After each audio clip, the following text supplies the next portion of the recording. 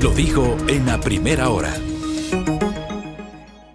Muy bien, entramos a la recta final de nuestro espacio de noticias.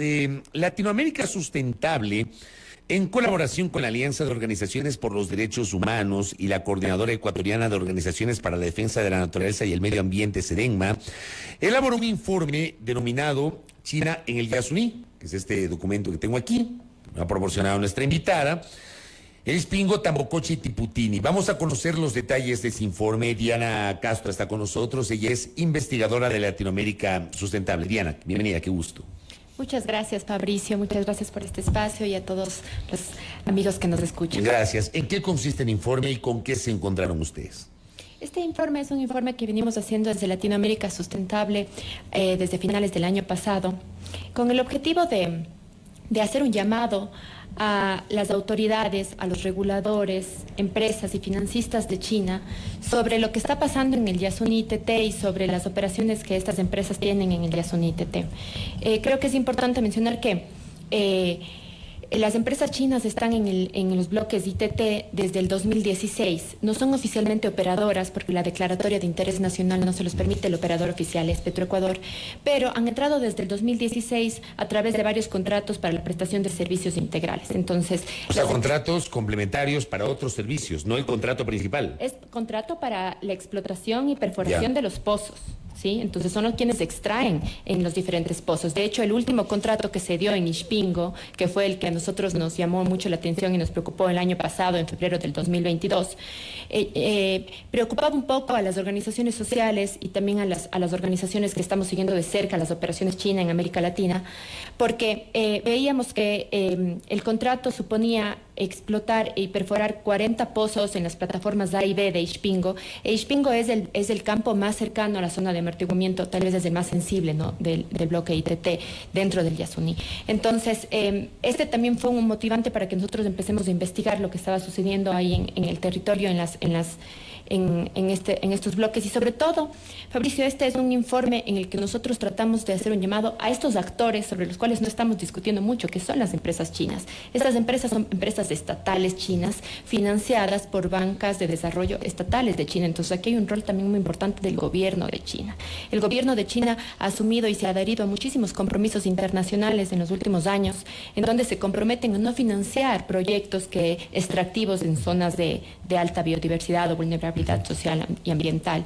Y lo que vemos que está pasando en el ITT contradice esos compromisos internacionales a los que el gobierno se ha adherido. Entonces, nuestro objetivo era documentar un poco lo que está pasando y también mostrar las razones técnicas, económicas, sociales y ambientales por las cuales es necesario salir del ITT, sobre todo de un campo como el Ishpingo que es tan sensible. Ahí, por ejemplo, la discusión ahora mismo es que incluso la pregunta de la consulta popular no se adecúa al momento actual, que esa pregunta tenía lógica en 2012, 2013, cuando se da la declaratoria de interés nacional y la autorización por parte de la Asamblea para la intervención petrolera de los campos ITT, pero ya desde hace algunos años se está generando esa explotación. ¿De qué serviría ahora dejar de lado esa actividad petrolera si ya tiene algunos años ejecutándose?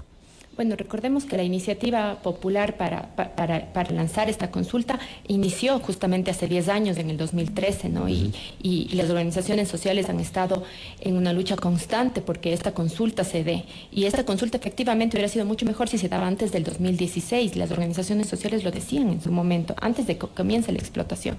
Sin embargo, no es tarde y existen muchos protocolos internacionales que recomiendan y sugieren y orientan a las empresas a salir de espacios extractivos. Entonces la salida se puede hacer porque existen los protocolos internacionales para hacerlo, y eso también aquí hay una responsabilidad compartida entre el gobierno ecuatoriano, la empresa de Petroecuador, con los subcontratistas que son las empresas chinas que están también perforando y operando ahí. ¿Por qué hablamos de la afectación de los subcontratistas chinos específicamente? ¿Hay algún tipo de afectación específica que ustedes lo documentaron durante la elaboración de este informe?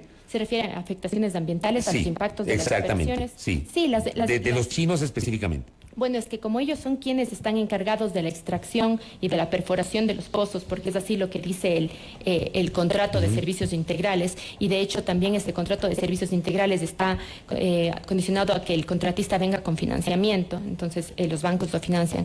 Pero los impactos sociales y ambientales han empezado a ser evidentes en estos últimos años, desde el 2016, que se comienza por Tiputini en el norte, y luego con mucha más fuerza en Tambococha e Ixpingo, que son los campos que ya están dentro del Yasuní, ¿no?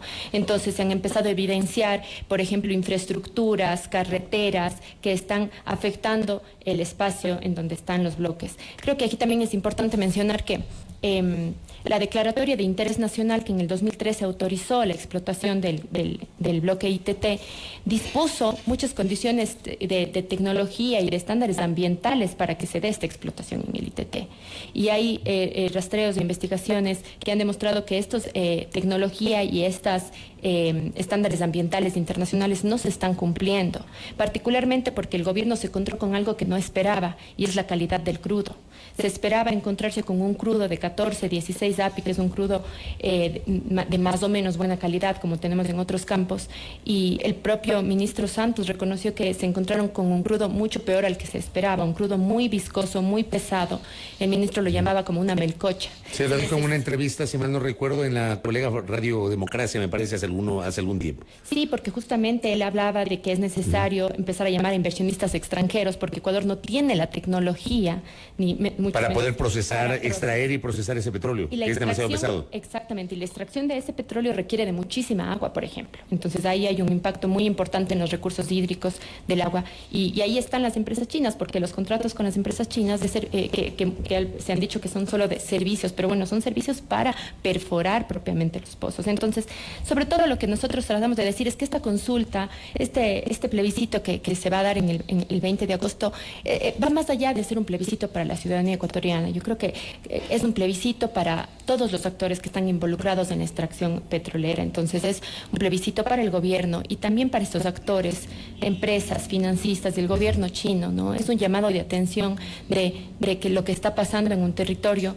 en donde no deberíamos estar explotando, porque ya agencias internacionales, organismos internacionales han sugerido y han recomendado que la explotación en lugares como el ITT no se debería estar dando en un contexto de crisis climática que vivimos, y son compromisos a los que China sí se ha adherido. Entonces hay una incoherencia un poco en la operación de las empresas chinas en la Amazonía ecuatoriana, en el ITT particularmente, con esos compromisos que ha asumido a nivel internacional. Eso es lo que tratamos de evidenciar. Y también uno podría pensar que hay alguna incoherencia del propio gobierno ecuatoriano y del ministro de Energía en este caso con esta declaración que usted señala, la generó hace algún tiempo sobre la mala calidad del petróleo del ITT. Digo, incoherencia con el hecho de que el gobierno advierte las posibles dificultades económicas que podría enfrentar el Ecuador si es que llegase a ganar el sí en la consulta popular. Sí, los datos por parte del mismo gobierno, los datos oficiales han sido bastante incoherentes entre sí.